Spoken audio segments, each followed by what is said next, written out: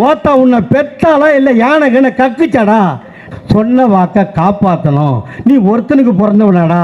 அந்த லபடைக்க பால் வச்ச சோறு அதை பொட்ட அடங்குமால அவனை செருப்பால் அடிப்பேன்னு சொல்ற உரிமை எனக்கு இருக்கா இல்லையா? இந்த வீடியோவை ரிவ்யூன்னு சொல்றதா ரோஸ்ட்னு சொல்றதான்னு சத்தியமா எனக்கு ஐடியா இல்ல.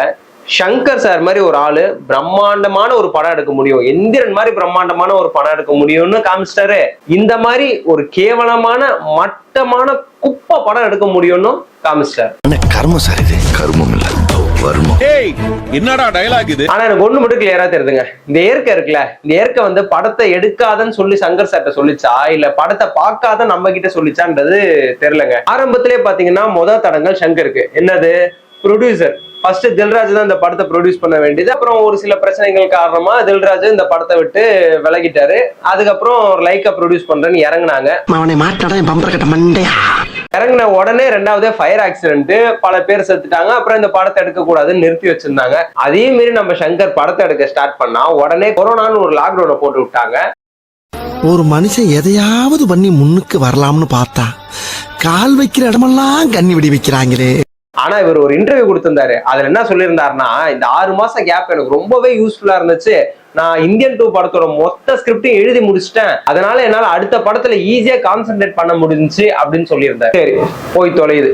எல்லாத்தையும் மீறி ஒரு 5 வருஷம் இந்த படத்தை எடுத்து கடைசியில் இந்த படம் ரிலீஸ் ஆச்சுங்க. படம் ரிலீஸ் ஆகிறதுக்கு முன்னாடி ஒரு ட்ரெய்லர் ஒண்ணு விட்டுருந்தாங்க. அப்பவே ஒரு குட்டி டவுட் இருந்துச்சு, என்னடா இது படத்துல மேக்கப் சரியில்லை, ரைட்டிங்கும் வந்து டைலாக்கும் அவ்வளவு நல்லா இல்லையே, இந்த கர்மம்ல வருமா, இந்த மாதிரி டைலாக் எல்லாம் இவ்வளவு மட்டமா இருக்கே அப்படின்னு சொல்லிட்டு யோசிச்சோம். சரி, இருந்தாலும் சங்கர் படம் ஆச்சு, ஸ்கிரீன் பிளேல கரெக்டா ஒர்க் பண்ணிடுவாரு. ஏன்னா அவரோட அசிஸ்டன்ட் தான் அட்லி எடுத்துக்கிட்டீங்கன்னா ஸ்கிரீன் பிளேல கிங், தெரியா இருக்கட்டும், மெர்சலா இருக்கட்டும், பிகிலா இருக்கட்டும், இப்போ வந்து ஜவானா கூட இருக்கட்டும், ஸ்கிரீன் பிளேல அவ்வளவு சூப்பரா பண்ணிருந்தாரு. என்னதான் படத்தை காப்பி அடிச்சு எடுத்திருந்தாலும் ஸ்கிரீன் பிளேல பக்காவா எடுத்துட்டு போயிட்டாரு. அவருக்கே குரு தான் நம்ம சங்கர். அப்போ ஸ்கிரீன் பிளேல ஏதாவது சூப்பரா பண்ணிருப்பாரு அப்படின்னு நம்பி பார்த்தோம். ரெண்டாவது இவங்க கொடுத்த பிரஸ் மீட் எல்லாமே ரொம்ப ஓவர் இரிட்டேட்டிங். அது இந்த சித்தார்த்தல ஒரு பிரஸ் மீட்ல பாத்தீங்கன்னா பாட்டு பாட ஆரம்பிச்சார் திடீர்னு. எதுவும் மாறலையே, கம் பேக் இண்டியன், எவனோ திருந்தலையே, கம் பேக் இண்டியன்.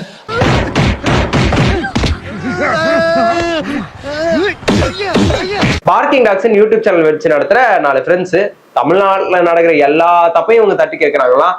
ஆனா இவங்களாலே ஒரு கட்டத்துக்கு மேல தாக்கு பிடிக்க முடியல அப்படின்னும் போது இவங்களெல்லாம் தட்டி கேட்கறதுக்கு நம்ம பத்தாது, அவர் வரணும் அப்படின்றாங்க. யாருன்னு பார்த்தா நம்ம இந்தியன் தாத்தாவா. உடனே போடுற ஹேஷ்டேக்னு சொல்லி ஃபேஸ்புக்ல எல்லாம் கம்பேக் இந்தியன் நாடு ஃபுல்லாவே போட்டு அப்புறம் உலகம் ஃபுல்லா ரீச் ஆகி கடைசியில அது நம்ம இந்தியன் தாத்தாக்கே ரீச் ஆயிடுது. இந்தியன் தாத்தா எங்கடா இருக்காரு அப்படின்னு பாத்தீங்கன்னா தாய்பைன்னு ஏதோ ஒரு ஊர்ல இருக்காரு. அங்க பாத்தீங்கன்னா வர்ம கலையை பிராக்டிஸ் பண்ணிட்டு இருக்காராம். ஓகே, அது வரையும் படம் நல்லாதாங்க இருந்துச்சு. ஓகே, இனிமே இந்தியன் தாத்தா வராரு, இனிமே சம்பவம் தான் அப்படின்னு நினைச்சா அவரு இந்தியாவுக்கு வராரு. வந்தவரு வந்த கையோட நாட்டை சுத்தப்படுத்துறது இருக்கட்டும், முதல்ல உங்க வீட்டை நீங்க ஒழுங்கா சுத்தப்படுத்துங்க. உங்க வீட்லயே லஞ்சம் வாங்குறவங்க லஞ்சம் கொடுக்குறவங்க எல்லாம் இருப்பாங்க, அவங்கள நீங்க முதல்ல தட்டி கேளுங்கன்னு சொல்லிட்டு அவர் பாட்டு கிளம்பிட்டாரு. இங்க ஆரம்பிக்குதுங்க கதை. இவங்க 4 பேரும் வந்து இவங்க குடும்பத்துல இருக்கிறவங்க எல்லாம் லஞ்சம் வாங்குறாங்களா இல்ல லஞ்சம் கொடுக்குறாங்களா இல்ல ஒழுங்காதான் இருக்காங்களா அப்படின்னு செக் பண்ண ஆரம்பிக்கிறாங்க. இது ஃபர்ஸ்ட் ஹாஃப்ல இல்ல, கிளைமேக்ஸ் வரையும் இது ஒண்ணு மட்டும் தான் வெறும் கதையாவே ஓடிக்கிட்டு இருக்கு. இந்த பக்கம் பாத்தீங்கன்னா நம்ம இந்தியன் தாத்தா போறாரு, ஆளுங்களை பிடிச்சு கொள்றாரு, ரிப்பீட், போறாரு, ஆளுங்களை பிடிச்சு கொள்றாரு, ரிப்பீட். எதுக்கு போறாரு எதுக்கு கொள்றாருன்னு சுத்தமா புரிய மாட்டேங்குது. அவர் பாட்டுன்னு போறாரு, கொள்றாரு, வராரு. அதை வேற டிஃப்ரெண்டா வர்ம கலையில ஒரு ஜித்து வேலை மாதிரி காட்டுறாங்க. சங்கர் சார் மாதிரியான ஆளுக்கு நான் வந்து ஸ்கிரீன் பிளே சொல்லி தரணும்னு அவசியம் கிடையாது. சிம்பிளா சொல்றாங்க, வர்ம கலைன்னு ஒரு கான்செப்ட் எடுத்துக்கிட்டாங்க. அந்த கான்செப்டை வச்சு குதிரை மாதிரி ஓட வைக்கிறது, வாயில இருந்து எச்ச ஊத்த வைக்கிறதுன்ற மாதிரி டிஃப்ரெண்டா காட்டுறேன் அப்படின்னு சொல்லி காட்டி ஒரு மாதிரி படத்தையே ஒரு மாதிரி குழப்பி வச்சிட்டாரு. இவரு இந்த மாதிரி டிஃப்ரெண்டா காமிச்சாதான் மக்கள் வந்து பாப்பாங்க ரசிப்பாங்கன்னு நினைச்சிட்டு பண்ணாரான்னு சத்தியமா தெரியலங்க. ஏன்னா நீங்க 7ஆம் அறிவு படத்தை எடுத்துக்கோ, அதுல ஒரே ஒரு கலை தான், நோக்கு வர்ம கலை அப்படின்ற ஒரு கான்செப்ட் வச்சுதான் வில்லன் வரான். அவன் வரும்போதெல்லாம் ஐயோ இவன் வந்துட்டான்டா, இவன் கை கால் அசைச்சு சண்டை போடலன்னா கூட இவன் கண்ணை வச்சு ஏதோ பண்றான்டா அப்படின்ற ஒரு பயம் வரும். கிளைமேக்ஸ் வரையும் இருக்கும். கிளைமேக்ஸ் வரையும் சூர்யாவையும் சரி, சூர்யாவை சுத்தி இருக்கிறவங்கள வச்சும் சரி, சூர்யாவை அடிக்க பார்ப்பாரு. அந்த மாதிரி டிஃப்ரெண்டா பண்ணும் போதெல்லாம் ஓகே. அது ஒரே ஒரு வர்மக்கலை, நோக்கு வர்ம கலைன்ற ஒரே ஒரு கான்செப்டை வச்சு ஒரு முழு படத்தையும் நம்மள வந்து அவ்வளவு எங்கேஜிங்கா உட்கார வச்சிருப்பாரு நம்ம ஏஆர் முருகதாஸ் சார். ஆனா இவர் என்னடான்னா ஒரு வர்மக்கலை எடுத்துக்கிட்டு அந்த வர்மத்தை இப்படி பண்ணா குதிரை மாதிரி ஓடுவாங்க, இப்படி பண்ணா வாயில இருந்து எச்சு ஊத்தும், இப்படி பண்ணா 24 மணி நேரம் 48 மணி நேரம் படுத்தே கிடப்பாங்கன்னு சொல்லி டிஃப்ரெண்டா காட்டுறேன்னு சொல்லி போட்டு அறுத்து எடுத்துட்டாரு. அதுவும் பேசுறாரு ஐயோ அம்மா தலையே வலிக்குதுப்பா. ஃபர்ஸ்ட் ஹாஃப்ல இருந்து ஃபர்ஸ்ட் ஸ்டார்டிங்ல அந்த இந்தியன் கம்பேக் இந்தியன்னு போடுறாங்க, அப்ப வரவர்தான் கிளைமேக்ஸ் வரையும் நிறுத்தாம பேசிக்கிட்டே இருக்காரு. எப்படா முடிப்பான் இவன், எப்பா சாமி அப்படின்னு பாத்துட்டு இருக்கும் போது படம் முடிஞ்சிச்சுங்க. அப்பா ஒரு வழியா முடிச்சு, அது படம் முடிகிற லாஸ்ட் வரையும் பேசிட்டு தான் இருந்தாரு. அப்பா போய் துறடா, தெரியாதனமா இந்த படத்துக்கு வந்துட்டான், சீட்டை விட்டு எந்திரிக்கிறேன், ஒரு 5 நிமிஷம் டைம் கொடுங்க, நான் இன்னும் பேச வேண்டியது இருக்குன்றாரு. இந்தியன் 3 ட்ரெய்லர் பார்க்க ஓரளவுக்கு நல்லா இருந்துச்சு. ஏன்னா படம் எப்படி இருக்கும்னு தெரியல இல்லையா.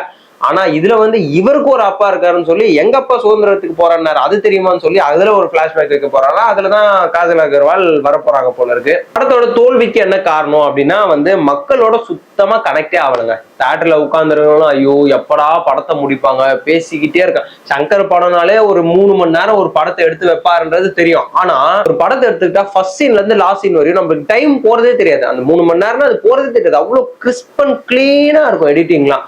பட் இந்த படத்துல என்னன்னா கிளைமேக்ஸ்ல ஒரு ஃபைட் வருதுங்க. ஒரு ஃபைட்டு 20 நிமிஷம்னு வச்சுக்கோங்களேன். ஒருத்தர் கொல்ல போறாருன்னா 20 நிமிஷம், அதுல ஒரு 10-15 நிமிஷம் பேசியா இருப்பாரு, அடுத்து ஒரு 5 நிமிஷம் அவர் கொண்டுருவாருன்னு வச்சுக்கோங்களேன்.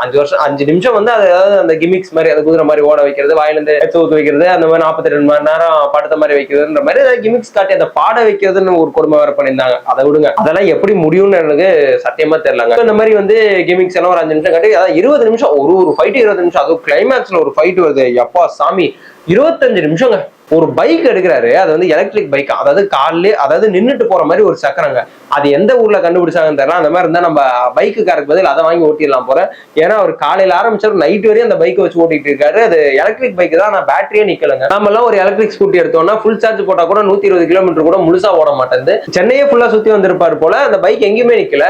இவ்வளவு இல்லாஜிக்கா, இவ்வளவு மட்டமான ஸ்கிரீன் பிளே எனக்கு சங்கர் எடுத்திருக்காரா அப்படின்றது எனக்கு சத்தியமா புரியல. அதுவும் கமலஹாசன் நடிச்சிருக்காரான்றது இன்னும் எனக்கு குழப்பமா இருக்குங்க. ஏன்னா கமலஹாசன் படத்தெல்லாம் நம்ம வந்து ஓகே அப்படின்ற ரகத்திலேயாவது இருக்கும். அதாவது எல்லா படமும் வந்து ஒரு மாதிரி கிராண்ட் லெவல்ல. கமலஹாசன் படம்டா தசவதாரம், ஹேராம்லாம் வந்தப்போ ஃபிளாப் தான், என்னடா படம் இதுன்ற மாதிரி அவங்க யோசிச்சாங்க. ஆனா நம்ம பார்க்கும்போது ஆஹா, இந்த ஏராம ஆள வந்தாலாம், என்னடா இப்படி ஒரு படத்தை எடுத்து வச்சிருக்காரு கமலஹாசன், கெட்டப்பா இருக்கட்டும், ஆக்டிங்கா இருக்கட்டும், என்ன இப்படி பண்ணி வச்சிருக்காரு படத்தை, இதை போய் எப்படா ஃபிளாப் ஆச்சு அப்படின்றத நம்ம ஃபர்ஸ்ட் டைம் என் லைஃப்ல ஃபர்ஸ்ட் டைம் ஒரு கமலஹாசன் படத்தை பார்த்து என்ன இவ்வளவு மொக்கையா இருக்கு, இவ்வளவு மட்டமா இருக்கு படம் அப்படின்னு நான் யோசிச்சேன்னா அது வந்து இந்த இந்தியன் 2 தாங்க. எப்பவுமே கமல் சார் படம் எடுத்துக்கிட்டீங்கன்னா நிறைய பேருக்கு வந்து ஒரு சில பேருக்கு பிடிக்காதுங்க. நம்ம குருதி பொண்ணலா இருக்கட்டும், ஐயோ படம் ஃபுல்லா கொடூரமா இருக்குன்னு சொல்லி ஃபேமிலி ஆடியன்ஸ் ஒதுக்கி வைப்பாங்க. அந்த குருதி பொண்ணலா இருக்கட்டும், மகாநிதியா இருக்கட்டும், அதெல்லாம் வந்து ஃபேமிலி வந்து ஒதுக்கி வைப்பாங்க. ஆள வந்தான் கூட ஃபிலிம் தான், அதனால ஃபேமிலி ஆடியன்ஸ் எல்லாம் கொஞ்சம் ஹேராம் கூட ஃபேமிலி எல்லாம் ஒதுக்கி வச்ச படம் தான். ஆனா வந்து ஒரு குரூப் ஆஃப் ஆடியன்ஸ்க்கு ஓகே கமலஹாசன் ஒரு லெஜெண்ட், நம்ம தமிழ் சினிமாவை வேற கட்டத்துக்கு கொண்டு போகணும் அப்படின்னு போராடின, இப்போ வரையும் போராடிட்டு இருக்கிற ஒரு லெஜெண்ட்ன்றதுனாலே அவர் மேல ஒரு ரெஸ்பெக்ட் இருக்கு. அதனாலே அவர் படத்தெல்லாம் பார்ப்போம்.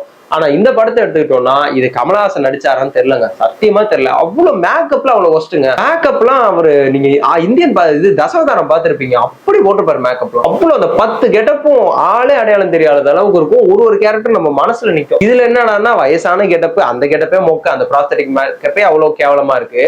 அதுக்கு மேல ஒரு விதவிதமா கெட்டப் போட்டு வர்றாரு, அது இன்னும் மகா மட்டமா இருக்கு. ஃபர்ஸ்ட் ஹாஃப்ல கம்பேக் இந்தியன் ஸ்டார்ட் பண்றாங்க, செகண்ட் ஹாஃப்ல கோ பேக் இந்தியன் போட்டு விடுறாங்க. சார் இதுக்கு பருத்தி மூட்டை பேசாம குடோன்ல இருக்கலாமே அப்படின்ற மாதிரி தான் இருந்துச்சு. அடுத்த முக்கியமான குறை மியூசிக்குங்க. அனிருத் மொக்கையா போட்டிருக்காருன்னு சொல்ல முடியாது. ஏன்னா இவ்வளவு மொக்க படத்தை எடுத்து கொடுத்துட்டு நீ மியூசிக் போட்டு கொடுன்னா அவர் அந்த மாதிரி தான் போடுவாரு. மியூசிக் எல்லாம் மொக்கையா இல்ல, ஓரளவுக்கு நம்ம தியேட்டர்ல உட்காரோம்னா அது வந்து அந்த மியூசிக்னாலதான். அதுல ஏஆர் ரஹ்மான் மியூசிக் எல்லாம் எடுத்து இவர் போட்டு வச்சிருந்தாரு 1-2 மியூசிக், அது இன்னும் சூப்பரா இருந்துச்சு. வர்மக்கலை கான்செப்ட் இருக்குல்ல, அதையே வந்து அந்த இது ஒரு வர்மக்கலை அப்படின்னு சொல்லி அதை பத்தி எக்ஸ்பிளைன் பண்றேன்னு ஒரு 20 நிமிஷம் ஓட்டுறாரு. ஆனா நீங்க எடுத்துக்கிட்டீங்கன்னா ஏழாம் மாதிரி ஒரு எக்ஸாம்பிள் சொன்னேன். இன்னொன்னு ஒரு ரியல் லைஃப் எக்ஸாம்பிள், ஒரு நிமிஷம் ஒரு வீடியோ தான், அது உங்களுக்கு போடுறேன் பாருங்க.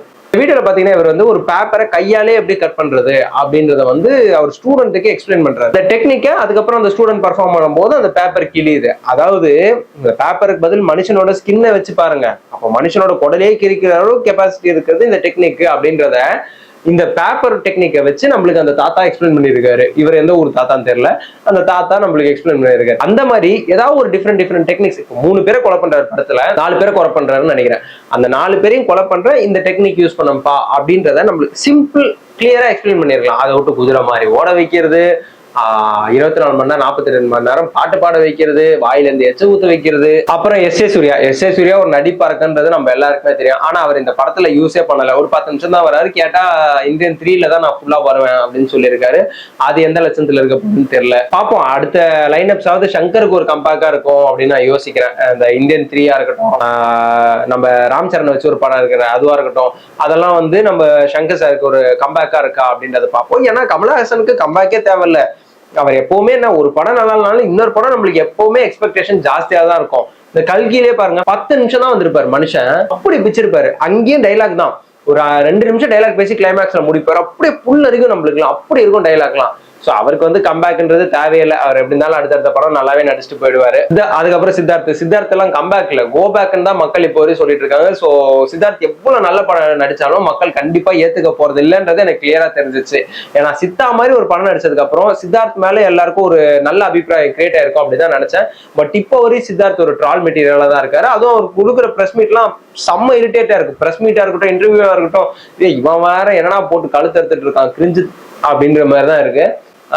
பார்ப்போம், இந்தியன் 3 எந்த லட்சத்துல இருக்குன்றத பார்ப்போம். ஸோ வீடியோ லென்த்தா போகுதுன்னு நினைக்கிறேன். இதோட வீடியோ முடிச்சிடலாம். வீடியோ பிடிச்சிருந்தா லைக் பண்ணுங்க. அண்ட் இந்தியன் 2 பார்த்து மன உளைச்சல உங்க ஃப்ரெண்ட் யாராவது ஆளா இருந்தா அவங்களுக்கு இந்த வீடியோ ஷேர் பண்ணுங்க. முக்கியமா இந்த மாதிரி இன்ட்ரெஸ்டிங்கான வீடியோக்கு எங்க சேனலை சப்ஸ்கிரைப் பண்ணிக்கோங்க. ஓகே.